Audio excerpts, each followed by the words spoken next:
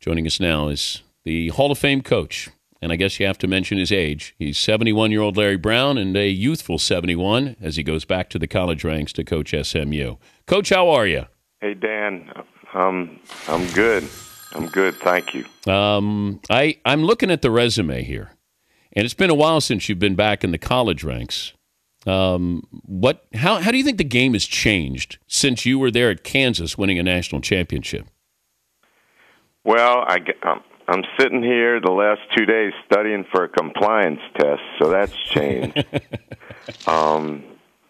I think putting my staff together has changed. You got a lot more people working for you and a lot different responsibilities, so that's changed. And I think recruiting obviously has changed a lot, because when I was a college coach at Kansas, my last stop, I went and talked to the guidance counselor, the parents, and the coach, and that was it. Now there's a lot of other factors involved.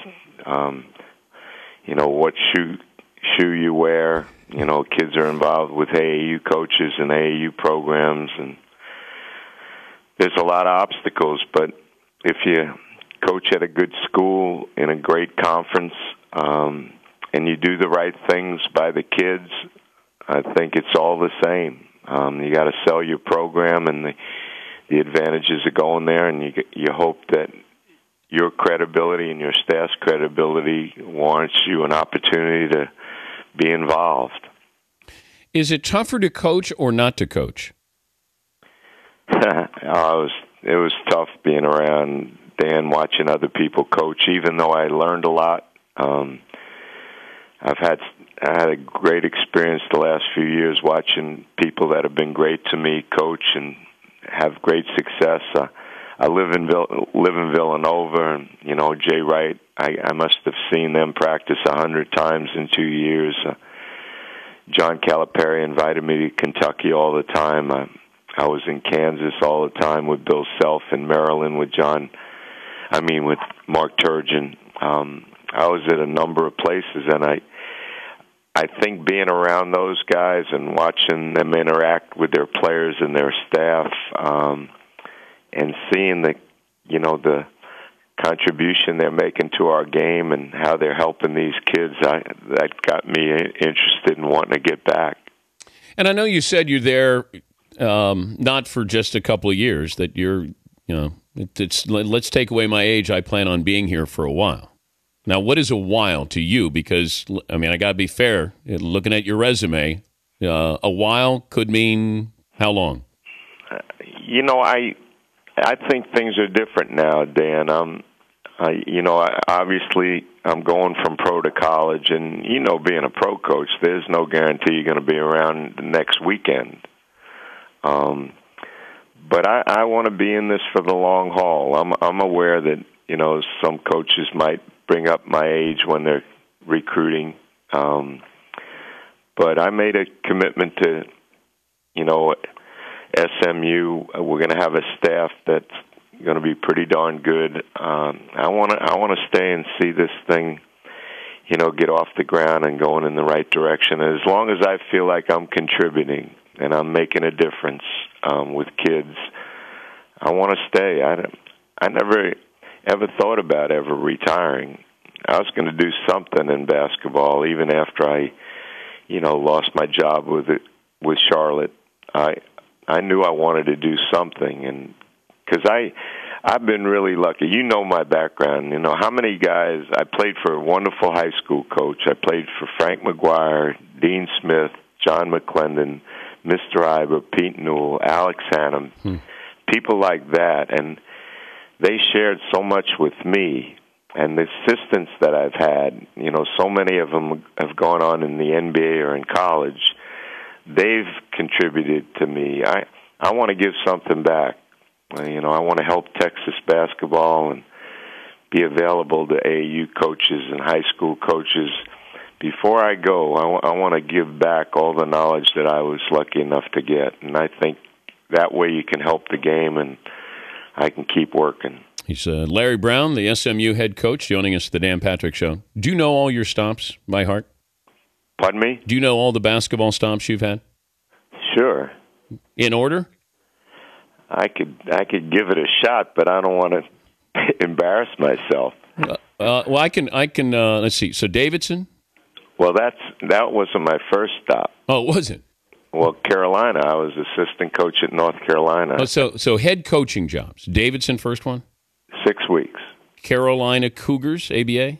Right. Nuggets, ABA. Well, before they were the Rockets first, and then the Nuggets. Right. Nuggets, okay. Then UCLA. Right. 1980. Nets. Right. Kansas.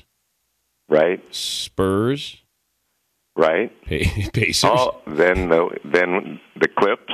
Oh, I missed the Clippers. Yeah, come on. You're the most knowledgeable guy. And didn't you make the playoffs with the Clippers? Yes, both years. Yes, I should have had that there. So you had 76ers, Pistons, Knicks, Bobcats, now SMU. Right. Did I miss anything? That's a pretty good resume. But I look at the Bobcats now, and I know they're young. And I feel terrible for Paul Silas because he's a great man and doesn't deserve this. But, I mean, what's he going through here with this team that's going to perhaps end up with the worst winning percentage in league history? Well, I'm sick about it because, we made the playoffs, first time they ever made the playoffs, and got rid of Raymond Felton without getting anything back. One of the greatest kids I ever coached in my life. Got rid of Tyson Chandler, who only played 50 games or so for us the year we made the playoffs, and he'd come off terrible surgery and hadn't had a chance to practice, and he was going to have the first summer he was healthy and able to work on his game. And half the new kids we brought in were injured, missed all the training camp, most of the early part of the season, and we got fired just before Christmas. It's one thing me getting fired, but I had 4 or 5 assistants, and all they're out there not able to work, and it was the worst. And when your hero fires you, how tough was that when Jordan came in and said? I just couldn't believe it because I love the guy. I think he's brilliant, but he's around people that don't have a clue, and they won't challenge him, and the more you challenge him, the more you get from him, because he knows, and I was sick about it. I hadn't spoken to him since. I don't like seeing what's going on, and you're right about Paul Silas.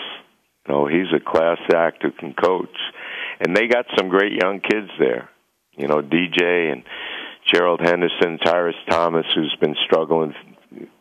I mean, they got some good young players.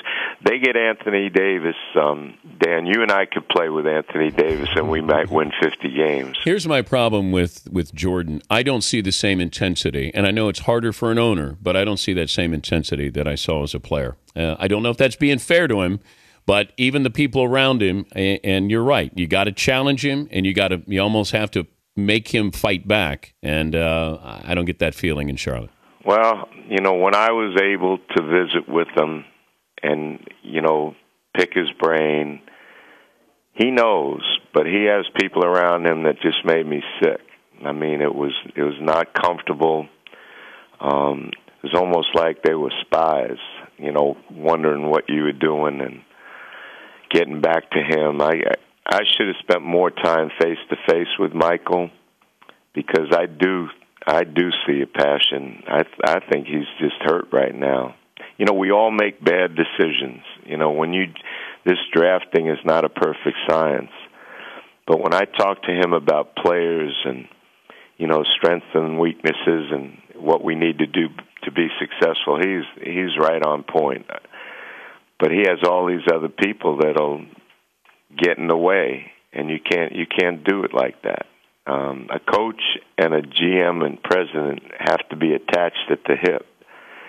And you might argue and fight, but at the end of the day, when you make a decision, you're all on board. And players can't go to the GM or to the president or owner. It's got to go chain of command. And I don't think they get it. And I'm not blowing smoke, but Pop and RC at San Antonio work with me. Kevin O'Connor at Utah worked with me and coached with me. Donnie Walsh, I got Donnie into this profession. You look at their reputations and the way they run things, there's a chain of command, there's a loyalty with one another, and the only thing they care about is doing the right thing. And I think that's going to happen in Charlotte. I really believe that. I think Michael's going to figure it out. I certainly hope so, because we've all benefited by being around him. I know I have. Well, good luck at SMU. Always good to talk to you, and keep teaching. I look forward to talking to you again, Dan. Thank you, Larry. You. Larry Bye. Brown, SMU head coach.